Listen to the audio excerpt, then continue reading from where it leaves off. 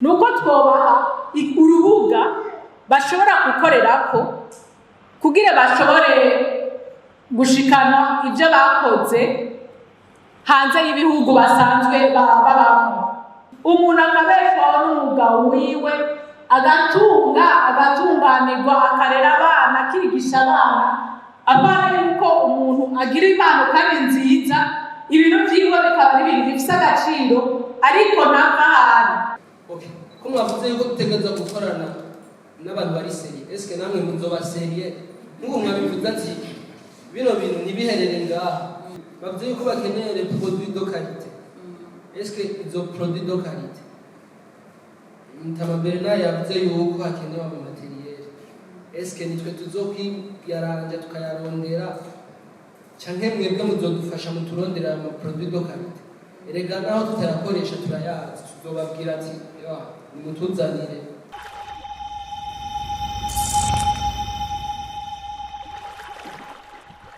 Mwaramutse mwese muko muradukurikirana canke mwiriwe umwe wese bivanye naherereye, nizere ko mumeze neza muguwe neza mushimana ko natudushimana muri BI ni Gloria Munezero kuri micro. Hama uno munsi twagendeye muri Musée Vivant, twazananye n'abantu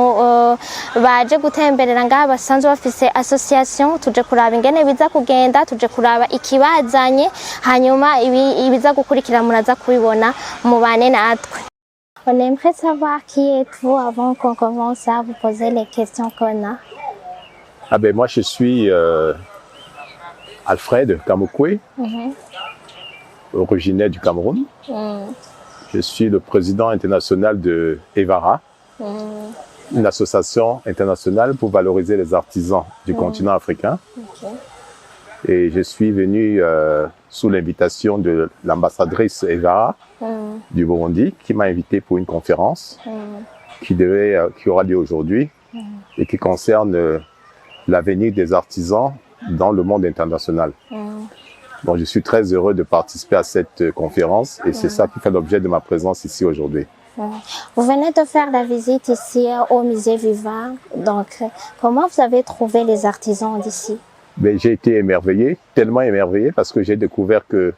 le Burundi était rempli de grands talents.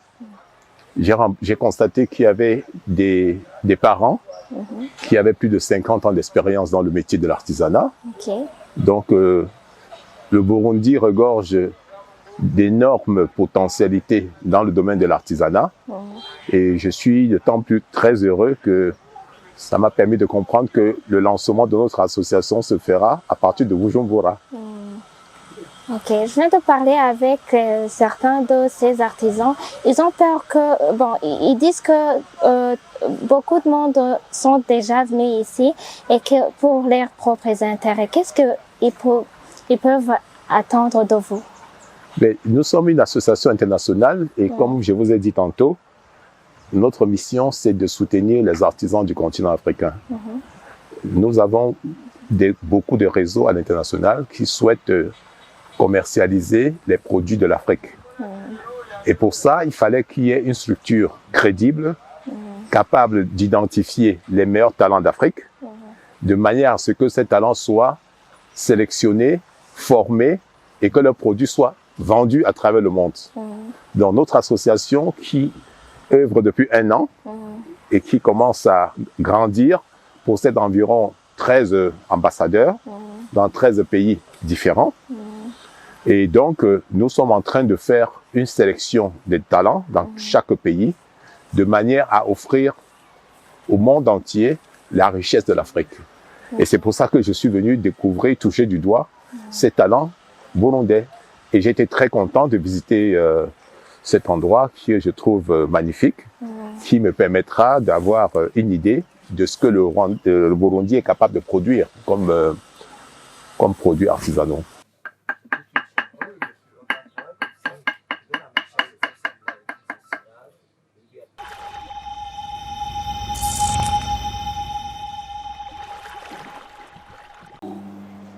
Hariho ubuserukira ishyirahamwe ryitwa Ayubaha, ishyirahamwe riri mu bihugu nka 13 ku isi. Niwe aca adushikiriza ijambo yugururiye inama. Jewe ngira muranzi atanzi nitwa Esperance Nzeyimana nikorera ivyanje ariko cyane cyane nkaba nkorana forma ntegura abantu bafite imyuga kugira ngo bungure ubumenyi mu byo bakora. Akaba ari na jewe natumiye uyu mushinga nawe yitwa Alfred Kamope, akaba ari abarongoye iryo shirahamwe.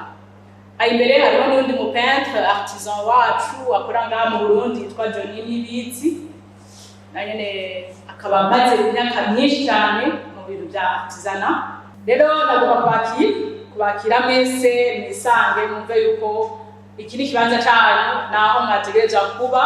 Mesdames et messieurs, chers confrères et partenaires, chers artisans, c'est avec un immense plaisir que je prends la parole devant vous ce matin.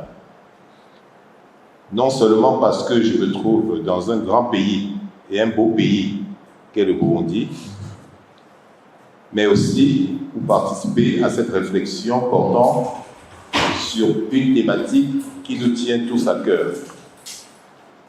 à savoir la promotion de l'artisanat africain à l'échelle mondiale. En tant que président de cette association internationale de valorisation de l'artisan africain, je suis très honoré de voir tant de passionnés réunis ici ce matin,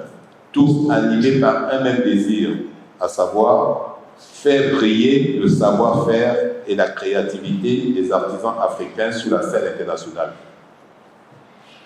L'artisanat africain, comme vous le savez, n'est pas simplement une collection d'objets. Il représente l'âme de nos cultures, la beauté de notre diversité et le fruit d'un savoir-faire transmis de génération en génération. Abagize iyo association y'aba murumva ko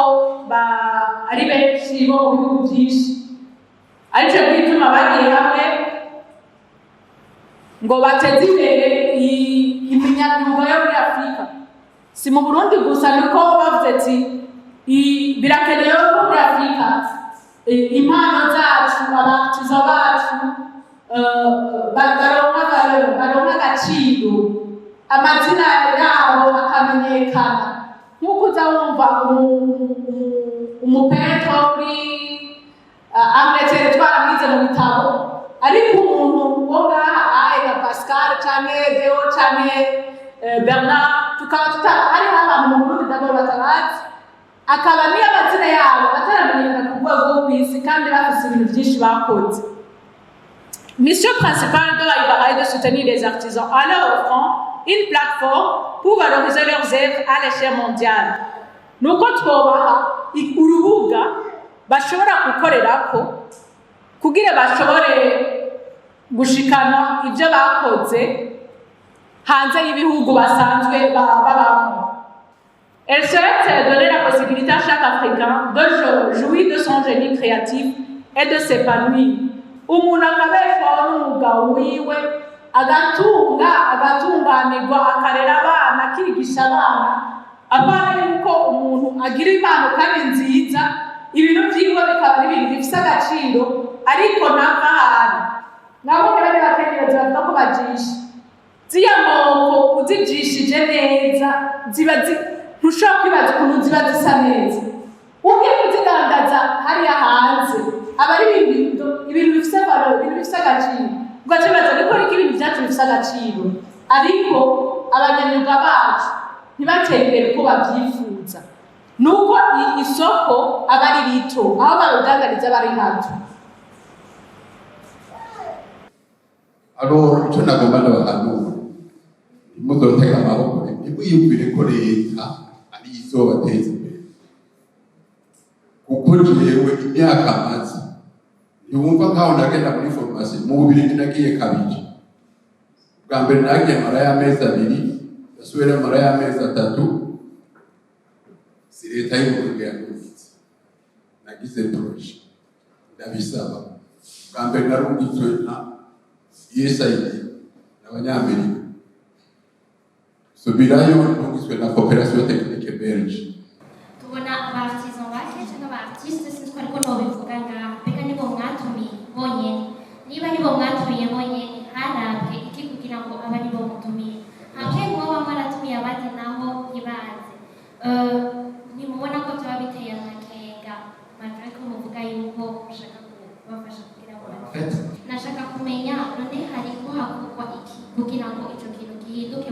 gushiramo abantu bamenga bafite ubwenge bukeya canke umenga bafatwa nk'utugenegene nyene muba mugenda ku mashuri kurondera abana bafise ayo matano kugira ngo mubafashe mubankadre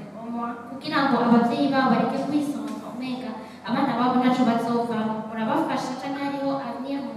hari ikintu mubaheze mushobora kugarantisa abavyeyi babo kugira ngo bashobore kubikura nayivana hanyuma ikibazo canje ca nyuma ni mukunda gukorana gute na leta kumarira ikintu umuntu fodabo yuko aba ari umuntu ashaka gutera imbere kavuga ati jewe nkoreki par exemple nkora uno mwuga kandi ndakeneye kudandaza ibintu vyanje ku niveau international fuko utamuka performing ikintu cyawe ugakora neza kaje muri standard national ugafunga ati iki kintu noronka gute ama materiel premier kugira kije kuri standard international habanza kujamo ingufu z'umuntu kera abantu bakoze akora tugeregere ari utuntu umuntu akora tutugeregere gusanuze kugira ngo umwanya uri kuragenda yinezereze mugubu byarahindutse ubu benshi barabikora kandi bikabatunga bakabeshaho n'imiryango yabo ubu abantu barahaye barabona akamaro k'umunyamwuga ubu kenshi nta baririmbyi baja hanze ubu baba bari baragenda hanze ubu nta bantu bavuga ngo ubu naho bitaragera baraja mu maforo yo hanze za Dar es Salaam za Sugabama n'abatumi bakagenda kenshi ivyo ntabyaba nico gituma ifo gushimangira yuko umunyamwuga bamwitaho kuko havuye agriculture havuye abarimyi abantu benshi batunzwe n'imyuga ikintu cyose uzosanga ari abanyamwuga bagikora urumva nico gituma tuba kwiha agaciro hama rero tubaha agaciro n'ivyo dukora hama leta uyishikanira umugambi bagati bimeze kuno dushaka mudufashe bihereye ngaho leta ndetse kuri kugira ngo igukure mugira ngo gufasha uyereka hari intambwe nateye nkeneye iki fasha kuvyereka hajya ari umuntu atabazi n'icyo akeneye utabizi ko ushobora kubaho utazi n'icyo ukeneye ubonye ariko uko dukora tukamenya icyo umuntu wese akeneye ati ubu rero leta turashaka kuyisaba ibitari example hama ikadufata mu mugongo nk'amatransvanse hatangura twebwe hama leta ikadushigikira nuko ntibyari byoroshye ku murongo yankonfirmye une semaine avant y'ukwezi bacabwira ati urazi ko nshobora kuza ndashobora kuza mu ndwiza nakoze nk'umutima mugabo ko yanaranziranye n'abartiste nka Johnny ndagenda ndamwegera nawe nyine yaratanga worombye ko ati byahindutse azoza iyi tariki kandi foko iyi conference tuyigira kubera birakenewe kubera ibintu turabikeneye umwe raje muri conference mugabo arafise ibindi aje gukora by'akazi kiwe byasanzwe akora ugati foko tuprofita umwanya rino kugira iyi conference abe usigurire abatizo bo mu Burundi turabakeneye natwebwe bijyaye byo mu bindi bihugu turabikeneye twakoze muri marathon twakoze twiwubu na promera hari mese twakoze ibintu byo muri marathon hamwe w'imvira umuntu mbere n'ibyo nobwira kugira ngo arondera abanyamwuga iyo turondera abadandaza bijya byo kudandaza twari kubaruka benshi muga twashaka ababikura ababirimo ababyikura n'ibintu yabo apana bidandaza ni impano yabo nico gituma nashaka mbaze none ko mubishikira gute mwabashikira gute kugira ngo uwo mwuga bawihwemo cyane kuko byari kera barakora inkono izo zateka umukono ko hariya bivuze nibyo karakaranga uyu munsi rero siko biri n'ubu bazanye ibyo gukezana ngaha abazana amazi ibiki nigafite kukaranga bigezeho sinzi rero ko icyo mubifasha kugira ngo basubire kuri wa mwuga wa kera n'icyo inyungu byo bazanira ariko kandi twongera tubasaba mu gukenguruka ko mushika kuraba aho bakorera n'ibyo bakora kugira ngo batere intege n'abadashyize hano babone ko bwa bundi umwuga ari ikindi bagiye gukunda kugira ngo ibizoza ushobora kubumba n'ibindi bintu izindi mbumba ushobora kuvuga ati ndakibumbye kiri mu bundi buryo kugira ngo bazobikoreshe iki n'iki n'iki nuko rero ubuzi simba atazicuzi ntukora ikintu kimwe ukora ibintu bitandukanye ku bantu batandukanye kuko urashobora gukunda ishati imeze uko undi agakunda nicyo gituma ari byiza iyo mpano y'ibyiza uzi kubumba ubumbe bitandukanye kugira n'umukiriya azokwitorere icyo ashaka haba rero bazi kuza kubaraba ibyo ni ngombwa noneho wakorana n'abantu utazi n'aho bakorera utazi iyo baba